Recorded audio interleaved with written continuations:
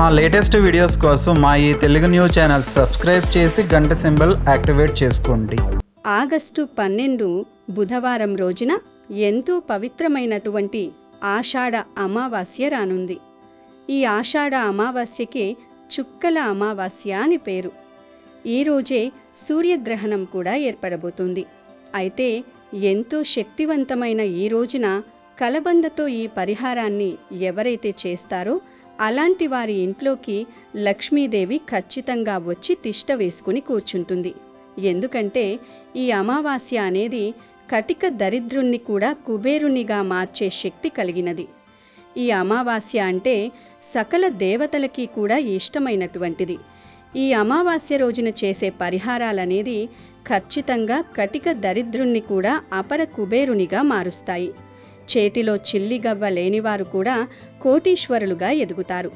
కోరుకున్నంత ఐశ్వర్యం కూడా వచ్చి పడుతుంది. ఈ అమావాస్య అనేది సకల దేవతలకు ఇష్టమైనటువంటిది. అమావాస్య రోజున చేసే ప్రతి చిన్న పరిహారం కూడా విపరీతమైనంత గొప్ప ఫలితాన్ని ఇస్తుంది. ముఖ్యంగా ఈరోజు కలబందతో పరిహారం చేయడం వలన వద్దన్న ఐశ్వర్యం వచ్చి పడుతుంది. కష్టాలు దోషాలు పోతాయి. వద్దన్న ధనం వస్తూనే ఉంటుంది. ఈ పరిహారంతో ఇంట్లో ఉండే ఆర్థిక సమస్యలనేవి తొలగిపోతాయి. ఆర్థికంగా మనం పడే ఏవైతే సమస్యలు బాధలున్నాయో వాటి నుండి కూడా విముక్తి అనేది లభిస్తుంది. మీ ఇల్లు సిరి సంపదలతో తులతూగుతుంది. అంతేకాదు, అప్పులు బాధలు ఉంటే వాటిని కూడా ఈ పరిహారంతో తొలగించుకోవచ్చు. అంటే చాలామంది ఈ రోజుల్లో అప్పుల సమస్యతో ఎక్కువగా బాధపడుతూ ఉన్నారు. ఆర్థికంగా వారు పడే బాధ నుండి ఈ కలబంద పరిహారం విముక్తిని కలిగింపచేస్తుంది.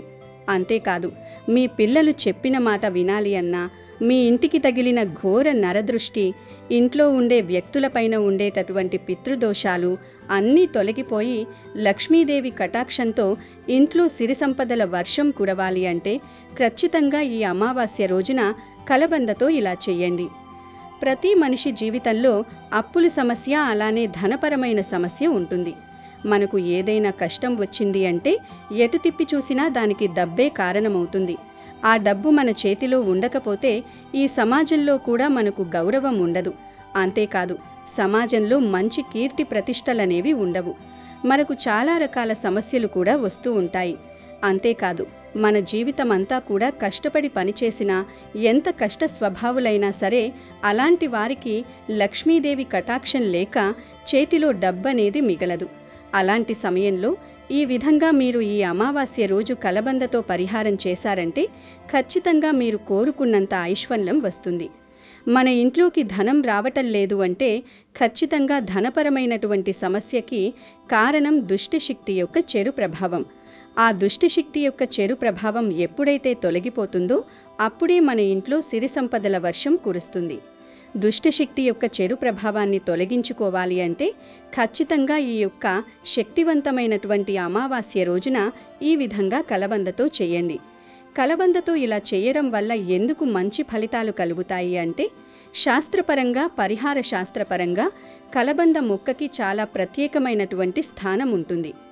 కలబంద మొక్క అనేది మన జీవితంలో నుండి ఆర్థిక కష్టాలను తొలగిస్తుంది.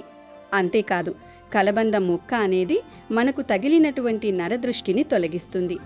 మనకు తెలియకుండానే మనల్ని ఆవహించినటువంటి దుష్టశక్తి ప్రభావాలను తొలగిస్తుంది.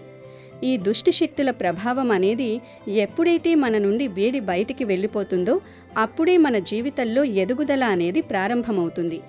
అలా మన జీవితంలో ఎదుగుదల ప్రారంభం కావాలి అన్నా, మూసుకుపోయిన ధనద్వారాలు తెరుచుకోవాలి అన్నా, ధనపరమైనటువంటి సమస్యలకి ఫుల్ స్టాప్ పెట్టాలి అన్నా ఖచ్చితంగా ఈ అమావాస్య రోజున కలబందతో ఇలా చేయవలసిందే. కలబంద మొక్కకి పరిహార శాస్త్రపరంగా విపరీతమైనటువంటి గొప్ప ప్రాముఖ్యత, ప్రాధాన్యత ఉంటుంది. కలబంద మొక్క అనేది ఘోర నరదృష్టిని సైతం తరిమివేస్తుంది. మరి ఇంతకీ ఈ అమావాస్య రోజు కలబంద మొక్కతో ఏం చెయ్యాలి అనే విషయాన్ని ఈ వీడియోలో చాలా వివరంగా తెలుసుకున్నాం. ఫ్రెండ్స్, అంతకన్నా ముందు దయచేసి ఈ వీడియోకి ఒక లైక్ కొట్టి కింద కమెంట్ సెక్షన్లో జై శ్రీరామ్ అని కమెంట్ పెట్టండి. ఇక వీడియోలోకి వస్తే ఈ ఆషాఢ అమావాస్య రోజు సూర్యగ్రహణం వస్తుంది. ఈ సూర్యగ్రహణం ఆగస్టు 12వ తేదీ రాత్రి 9:45 ప్రారంభమవుతుంది. ఆ తర్వాత ఆగస్టు 13వ తేదీ ఉదయం 2:15 వరకు ఈ గ్రహణ ప్రభావం ఉంటుంది. అయితే ఇక్కడ మనం ఒక ముఖ్యమైన విషయం గమనించాలి. ఈ సూర్యగ్రహణం రాత్రి సమయంలో వస్తుంది కనుక మన దేశంలో ఈ గ్రహణం కనిపించదు. గ్రహణ సమయంలో ప్రజలెవరూ అనవసరంగా భయపడాల్సిన పని లేదు. మనకు ఈ గ్రహణం నేరుగా కనిపించదు కాబట్టి గుడులు ఏమీ మూసివేయరు. దేవాలయాలు అన్నీ ఎప్పటిలాగానే తెరిచి ఉంటాయి. గుడులలో జరిగే పూజా కార్యక్రమాలు, దేవుని అభిషేకాలు యథావిధిగా కొనసాగుతాయి. అయితే గ్రహణ సమయంలో గర్భిణీ స్త్రీలు మాత్రం కొంచెం జాగ్రత్తగా ఉండాలి. వారు దయచేసి ఇళ్లలో నుండి బయటకు రాకుండా సురక్షితంగా లోపలే ఉండాలి. అంటే బయట హాస్పిటల్స్కి వెళ్ళడం, ఈ గ్రహణం టైంలో వాకింగ్ లాంటివి చేయడం ఇలాంటివి ఏమీ చేయకుండా 9:30 కల్లా పడుకోండి. వృద్ధులు, చిన్నపిల్లలు ఎలాంటి ఆందోళన, భయం పెట్టుకోవాల్సిన అవసరం లేదు. అలాగే మనం ఎలాంటి కఠినమైన ఆహార నియమాలు కూడా పాటించాల్సిన అవసరం ఏమాత్రం లేదు. మీరు ఎప్పటిలాగానే మీ దైనందిన కార్యక్రమాలను నిశ్చింతగా, సులభంగా చేసుకోవచ్చు. ఈరోజు గర్భిణీలు కొంచెం జాగ్రత్తగా ఉంటే సరిపోతుంది. అలాగే ఈరోజు కొన్ని పనులు అస్సలు చేయకూడదు, దరిద్రం పడుతుంది అని శాస్త్రాలు చెప్తున్నాయి. ఈ రోజున నలుపు రంగు దుస్తులు ధరించకూడదు. అలానే గోర్లు కట్ చేసుకోకూడదు. ఇంట్లోకి నూనెను తెచ్చుకోకూడదు. అలానే ఇనుముకు సంబంధించిన వస్తువులు తెచ్చుకోకూడదు. పదునైనటువంటి చాకు ఇలాంటి వస్తువులను ఇంట్లోకి తెచ్చుకోకూడదు. అలాగే ఈరోజు చీపురును కూడా కొని ఇంటికి తీసుకురాకూడదు. తులసి చెట్టు నుండి ఆకులు కొయ్యకూడదు. ఈ నియమాలను పాటించకపోతే లక్ష్మీదేవికి ఆగ్రహం వస్తుంది. తద్వారా చేతిలో చిల్లి గవ్వ ఉండదు. కుబేరులైనా సరే దరిద్ర స్థాయికి దిగజారిపోవలసిందే. ముఖ్యంగా ఈ అమావాస్య అంటే లక్ష్మీదేవికి చాలా ఇష్టం కనుక ఈ అమావాస్య రోజున మరిచిపోకుండా ప్రతి ఒక్కరూ కూడా సింహద్వారం దగ్గర మంచి సువాసన పరిమళించేటటువంటి అత్తరుని చల్లాలి లేదా ధూపాన్ని వేయాలి. సాంబ్రాణి ధూపంలో పచ్చకర్పూరాన్ని కలిపి ధూపాన్ని సాయంత్రం సమయంలో వేయాలి. ఇలా సాయంత్రం సమయంలో ఈ నియమాలు పాటించడం వల్ల అమ్మవారు ఇంట్లోకి వస్తారు. తద్వారా మన ఆర్థిక సమస్యలు తొలగిపోయి అదృష్టం అనేది విపరీతంగా కలిసి వస్తుంది. ఇక ఈ ఆషాఢ అమావాస్య రోజు గోమాతను పూజించటం వల్ల ముక్కోటి దేవతలను పూజించిన ఫలితం లభిస్తుంది. అంతేకాదు ఆషాఢ అమావాస్య రోజు గోమాత కనిపిస్తే కొన్ని రకాల ఆహారాలను తినిపిస్తే రకరకాల దోషాలు పోతాయి. తరతరాలకు తరగని ఐశ్వర్యం వస్తుందని వేదశాస్త్రాలు చెప్తూ ఉన్నాయి. మరి ఎంతో పవిత్రమైన గోవుకు ఆషాఢ అమావాస్య రోజు ఏం తినిపించాలి అంటే, ఆషాఢ అమావాస్య రోజు పచ్చిగడ్డిని గోవుకు ఆహారంగా పెట్టడం వల్ల సకల ఐశ్వర్యాలు కలుగుతాయి, కష్టాలు పోతాయి. అలాగే ఈరోజు ఉప్పును గోవుకు ఆహారంగా పెడితే ధన సమస్యలు పోతాయి, అప్పులు తీరిపోతాయి, సంపాదన పెరుగుతుంది. అంటే డైరెక్ట్గా ఉప్పును పెట్టకూడదు. అన్నంలో చిటికెడు ఉప్పు కలిపి ఆ అన్నాన్ని గోవుకు ఆహారంగా పెట్టండి. ఇలా పెట్టడం వలన అప్పులు తీరిపోతాయి, సంపాదన పెరుగుతుంది. ఈరోజు గోమాత కనిపిస్తే ఆ గోమాతకు నానబెట్టిన శనగలను తినిపిస్తే ఆధ్యాత్మిక చింతన లభిస్తుంది. సన్మార్గంలో నడవవచ్చు, దైవ చింతన పెరుగుతుంది.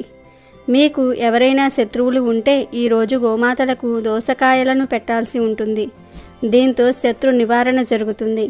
ఈరోజు గోమాతలకు బెండకాయలను తినిపిస్తే మనోధైర్యం పెరుగుతుంది. ఏ పని చేయడానికైనా కావాల్సినంత ధైర్యం వస్తుంది.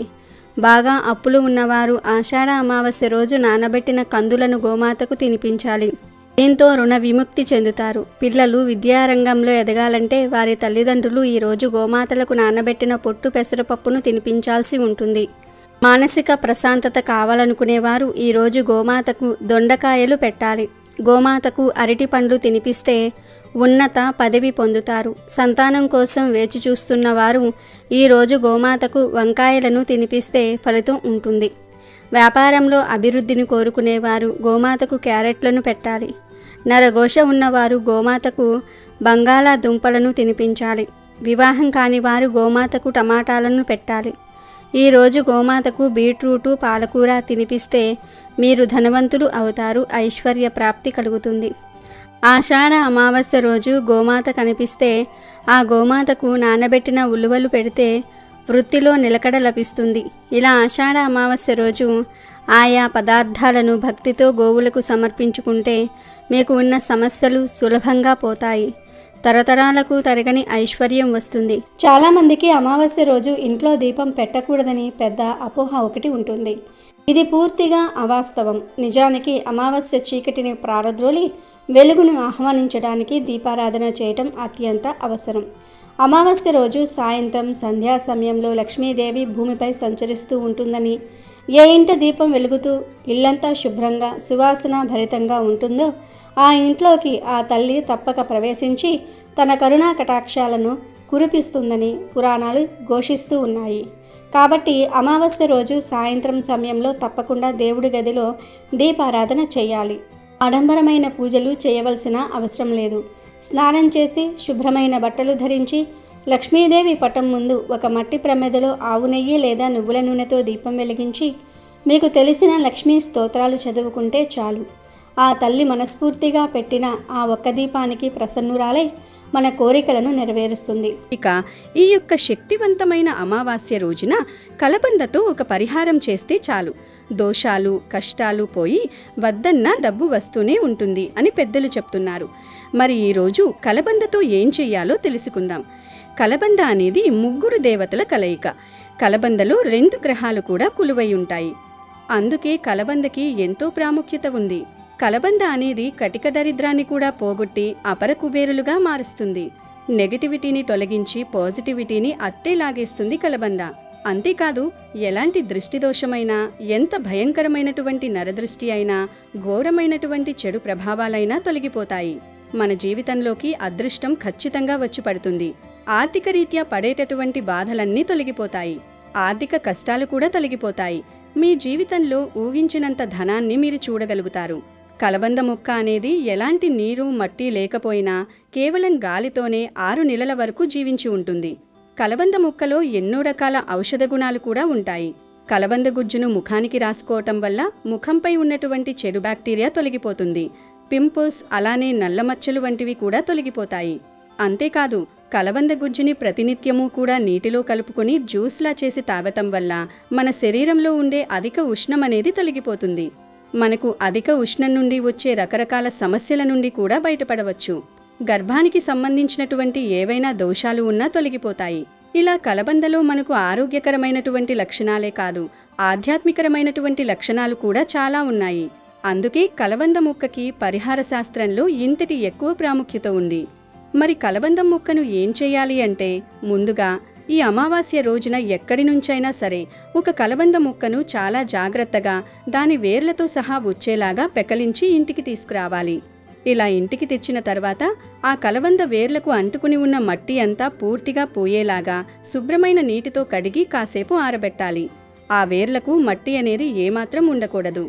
ఆ తర్వాత ఒక మంచి ఎర్రటి దారం తీసుకుని శుభ్రం చేసిన ఆ కలబంద వేర్లకు గట్టిగా అసలు ఊడిపోకుండా ముడివేసి కట్టాలి. ఇప్పుడు ఆ కలబంద మొక్కకి కొంచెం పసుపు రాసి అలాగే కుంకుమ బుట్లు పెట్టి అందంగా అలంకరించాలి. తర్వాత ఒక 7 లవంగాలు తీసుకుని ఈ కలబంద మొక్కకి 7 చోట్ల గుచ్చాలి. ఎందుకంటే లవంగాలు కూడా చెడుని తొలగించటంలో ఎంతో అద్భుతంగా పనిచేస్తాయి. ఐశ్వర్యాన్ని ఆకర్షిస్తాయి, ధనలాభం కలిగేలా చేస్తాయి. గనుక లవంగాలు గుచ్చి ఈ విధంగా సిద్ధం చేసుకున్న కలబంద మొక్కను తీసుకువెళ్ళి ఇంటి ప్రధాన ద్వారానికి అంటే మెయిన్ డోర్కి కరెక్టుగా కుడివైపున పైభాగంలో కట్టుకోవాలి. అంటే మనం బయట నుండి లోపలికి వెళ్ళేటప్పుడు కుడివైపు ఏ వైపు ఉంటుందో ఆ వైపు కట్టాలి. ఈ చిన్న పరిహారాన్ని ఈ అమావాస్య రోజు రాత్రి 12 గంటలలోపు మీకు వీలైనప్పుడు ఎప్పుడైనా సరే నిశ్చింతగా చేయవచ్చు. ఇలా ప్రధాన ద్వారానికి కలబందను కట్టడం వల్ల ఇంట్లోకి ఎలాంటి దుష్టశక్తులు ప్రవేశించవు. మనకున్న నరదిష్టి, సకల పాపాలు, దరిద్రం అంతా ఖచ్చితంగా తొలగిపోయి ఇంట్లో ఎప్పుడూ ప్రశాంతత, అదృష్టం వస్తాయి. మన ఇంట్లోకి లక్ష్మీదేవి రాకుండా ఏ చెడు శక్తి అయితే అడ్డుకుందో, ఏ నరదృష్టి అయితే అడ్డుకుందో ఆ దుష్టశక్తుల ప్రభావాలు తొలగిపోతాయి. మన ఇంటికి తగిలిన చెడు ప్రభావం అనేది ఖచ్చితంగా ఇంట్లో ఉండే ప్రతి వ్యక్తిపైన కూడా చూపిస్తుంది. ఆ చెడు ప్రభావం అంతా కూడా తొలగిపోతుంది. వద్దన్న ఐశ్వర్యం దూసుకు వస్తుంది, ధనం వస్తూనే ఉంటుంది. ఖచ్చితంగా ఊహించనంత అదృష్టాన్ని, ఐశ్వర్యాన్ని పొందుతారు. మీకు ఏవైనా దోషాలు ఉంటే ఆ దోషాలు కూడా ఈ పరిహారంతో పోతాయి. కనుక అందరూ కూడా ఈ అమావాస్య రోజు కలబంద మొక్కతో ఈ పరిహారాన్ని చేసి చక్కటి ఫలితాలను పొందండి. ఈ అమావాస్య రోజున నదీ స్నానం, పుణ్యతీర్థ స్నానం చేస్తే మంచి ఫలితాలు కలుగుతాయి. ఈరోజు నదుల్లో, చెరువుల్లో, సరస్సుల్లో అరటి మట్టలతో దీపాలను వెలిగించటం ద్వారా అష్టైశ్వర్యాలు చేకూరతాయి. ఈతి బాధలు తొలగిపోతాయి. ఆషాఢ అమావాస్య రోజున కొడుకులు ఉన్నవారు పితృదేవతలను పూజించటం, శివ పూజ, శని పూజ, హనుమాన్ పూజ చేయటం ద్వారా సత్ఫలితాలను పొందవచ్చు. వీటితో పాటు ఆషాఢ అమావాస్య రోజున పంచభూతాలను స్మరించటం ద్వారా సమస్త దోషాలను తొలగింప చేసుకోవచ్చు. ప్రతి నెలలో మనకు అమావాస్య వస్తూనే ఉంటుంది, కానీ దేని శక్తి దానికి ఉంటుంది. అమావాస్య రోజు భూమిపైన ఎన్నో దుష్ట శక్తులు సంచరిస్తూ ఉంటాయి. అందుకే అమావాస్య రోజు జాగ్రత్తగా ఉండాలి, తగు జాగ్రత్తలు తీసుకోవాలి. అమావాస్య రోజు నలుపు రంగు దుస్తులు ధరించకూడదు. ధరిస్తే ఏమవుతుందంటే చెడు శక్తి ఈరోజు ఎక్కువగా ఉంటుంది కదా, ఆ చెడుకు అట్రాక్ట్ అవుతాం. ఆ చెడు శక్తి వలన మనకు తెలియకుండానే మనం చేయకూడని పనులు చేసేస్తూ ఉంటాము. తర్వాత అరే ఏంటి ఇలా చేసేసాను అని ఎంతో బాధపడుతూ ఉంటాం. అందుకే అమావాస్య రోజు నల్లటి రంగు దుస్తులు ధరించకూడదని పెద్దలు చెప్తూ ఉంటారు. అలాగే అమావాస్య రోజు పెళ్ళిళ్ళు, అక్షరాభ్యాసము ఇలా ఎటువంటి ఫంక్షన్లు, శుభకార్యాలు చేయకూడదు. అలాగే అమావాస్య రోజు స్నానం చేయకుండా మురికిగా ఉండకూడదు. అంతేకాదు అమావాస్య రోజు రాత్రి సమయంలో మర్రి చెట్ల దగ్గరకు వెళ్ళకూడదు. 3 లేదా 4 రోడ్లు కలిసే చోటకు, నిర్మానుష్యంగా ఉండే ప్రదేశాలకు కూడా వెళ్ళకూడదు. దుష్ట శక్తులు ఆవహిస్తాయి. ఆషాఢ మాసంలోని చివరి రోజైన అమావాస్యను చుక్కల అమావాస్య అని, వాజసనేయి అమావాస్య అని అంటారు. ఈ రోజున పితృదేవతలను స్మరించుకున్న, గౌరీ వ్రతం చేసిన, దీప పూజ నిర్వహించిన గొప్ప ఫలితం దక్కుతుందని శాస్త్రాలు తెలియజేస్తూ ఉన్నాయి. పంచాంగం ప్రకారం జనవరిలో వచ్చే మకర సంక్రాంతికి ఎంత ప్రాముఖ్యత ఉందో ఆషాఢ మాసం చివరిలో వచ్చే కర్కాటక సంక్రాంతికి కూడా అంతే ప్రాధాన్యత ఉంది. మకర సంక్రాంతి సమయంలో ఉత్తరాయణం మొదలైతే కర్కాటక సంక్రాంతికి దక్షిణాయనం మొదలవుతుంది. దక్షిణాయన కాలంలో పితృదేవతలు మనకు సమీపంలోనే ఉంటారని శాస్త్రాలు చెప్తూ ఉన్నాయి. అందుకే దక్షిణాయనంలో వచ్చే తొలి అమావాస్య అయినటువంటి ఈ రోజున పితృదేవతలకు ఆహ్వానం పలుకుతూ తర్పణాలను విడిస్తే మంచిదని పెద్దలు సూచించారు. ఆషాఢ అమావాస్య రోజున గౌరీ పూజ చేస్తారు. ఆషాఢ అమావాస్య మరుసటి రోజు నుండి శ్రావణ మాసం మొదలవుతుంది. శ్రావణ మాసం అంటే పెళ్ళిళ్ళు, అనేక శుభకార్య ముహూర్తాలు మొదలయ్యే కాలం. కాబట్టి ఈ శ్రావణంలో అవివాహితులు మంచి పెళ్లి సంబంధం కుదరాలని కోరుకుంటూ మాసానికి ముందు రోజున అనగా ఈ చుక్కల అమావాస్య రోజున కన్నెపిల్లలు గౌరీదేవిని పూజిస్తారు. పసుపు ముద్దను గౌరీదేవిగా భావించి కొలుసుకుంటూ ఉంటారు. బియ్యపు పిండితో చేసిన కుడుములను అమ్మవారికి నైవేద్యంగా సమర్పిస్తారు. ఈరోజు గౌరీ పూజ చేసుకుని అమ్మవారి రక్షా కంకణాన్ని ధరిస్తే అవివాహితులకు త్వరలోనే వివాహం జరుగుతుందని విశ్వాసం. ఈ అమావాస్య రోజున పెళ్లిగాని వారే కాదు, కొత్త కోడళ్లకు కూడా చుక్కల అమావాస్య పేరుతో ఒక నోమును నోచుకుంటారు. కొత్త కోడళ్ళు గౌరీ పూజను చేసి సాయం సంధ్య వేళ వరకు నిష్ఠగా ఉపవాసాన్ని ఆచరిస్తారు. అమ్మవారి ముందు 100 చుక్కలు పెట్టి వాటి మీద 100 దారపు పోగులను పెడతారు. ఆ దారపు పోగులను ఒక దండగా అల్లుకుని మర్నాటి వరకు ధరిస్తారు. స్తోమత ఉన్నవారు నోము సందర్భంగా బంగారపు చుక్కలను కూడా పూర్వకాలంలో దానం చేసేవారు. దక్షిణాయనం ఖగోళానికి సంబంధించిన పండుగ కాబట్టి ఆకాశంలో చుక్కలను సూచిస్తూ ఈ నోము ఆచారంగా మొదలై ఉండవచ్చును అని పెద్దలు అంటున్నారు. తమ మాంగళ్యం కలకాలం క్షేమంగా ఉండాలన్నదే ముత్తైదువుల కోరిక. ఆషాఢ మాసంతో సూర్యుడు దక్షిణాయనానికి మరలుతాడు. రాత్రి వేళలు పెరుగుతాయి. చలి మొదలవుతుంది. చలి, చీకటి అనేవి అజ్ఞానానికి, బద్ధకానికి, అనారోగ్యానికి చిహ్నాలు. వాటిని ప్రారద్రోలి వెలుగుని, వేడిని ఇచ్చేవి దీపాలు. అందుకు సూచనగా ఆషాఢ అమావాస్య రోజు దీప పూజను చేస్తారు. ఇందుకోసం పీటలు లేదా చెక్క పలకలను శుభ్రంగా అలికి వాటి మీద ముగ్గులు వేస్తారు. ఆ పలకల మీద ఇంట్లో ఉన్న దీప స్తంభాలు లేదా కుందులను పెడతారు.